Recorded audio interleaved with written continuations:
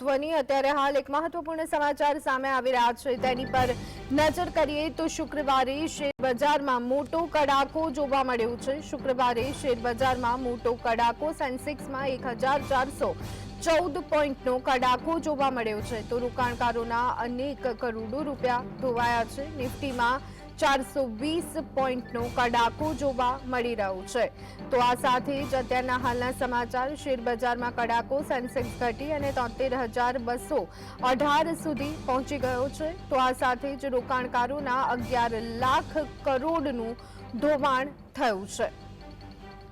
છેલ્લા કેટલાય સમયથી શેર બજારમાં સતત ધોવાણ જોવા મળી રહ્યું છે તો સેન્સેક્સ 1414 પોઈન્ટ ઘટી અને 73,198 પર બંધ થયું છે। નિફ્ટી 420 પોઈન્ટ ઘટી અને 22,124 પર આવ્યું। રોકાણકારોના 7.5 લાખ કરોડથી પણ વધારે 11 લાખ કરોડના ધોવાણ થયું હોવાનું જાણવા મળી રહ્યું છે।